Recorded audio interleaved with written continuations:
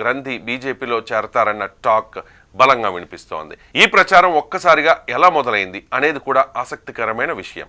దీనంతటికీ కేంద్ర మంత్రి భూపతిరాజు శ్రీనివాస్ వర్మ చేసిన వ్యాఖ్యలే కారణమని అంటూ ఉన్నారు.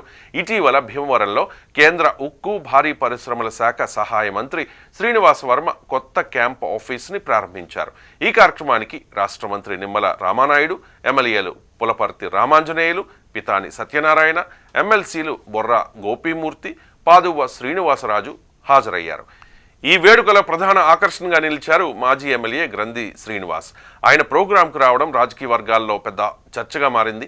అంతేకాదు, కార్యాలయ ప్రారంభోత్సవం సందర్భంగా కేంద్ర మంత్రి శ్రీనివాస్ వర్మ చేసిన కొన్ని వ్యాఖ్యలు ఈ చర్చకు మరింత ఊపునిచ్చాయి. క్యాంపు కార్యాలయ ప్రారంభోత్సవానికి గ్రంథిని ఆహ్వానించడంపై మంత్రి శ్రీనివాస్ వర్మ మాట్లాడుతూ, గ్రంథి చిన్నప్పటి స్నేహితుడు కాబట్టే ఆహ్వానించామని చెప్పారు. అయితే గ్రంథి ప్రస్తుతం కూటమిలో సభ్యుడు కాదని 2 సార్లు నవ్వుతూ చెప్పడం రాజకీయ వర్గాల్లో పెద్ద సందేహాలు రేకెత్తిస్తోంది. ఆయన మాటల్లో ఉన్న ఆ సంకేతాలు చూసి కూటమి సీనియర్ నేతలు కూడా గ్రంథి త్వరలో కూటమిలో చేరతారన్న అభిప్రాయానికి వస్తూ ఉన్నారు. గ్రంథి శ్రీనివాస్ రాజకీయంగా ఫైర్ బ్రాండ్గా పేరుగాంచారు.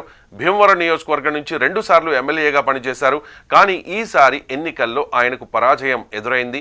ఆ ఓటమికి పార్టీలోని కొంతమంది నేతలే కారణమని ఆయన అప్పుడే జగన్కు చెప్పినా ఎలాంటి స్పందన రాలేదు. ఇదే సమయంలో నర్సాపురం మాజీ ఎమ్మెల్యే, ప్రస్తుత వైసీపీ పశ్చిమ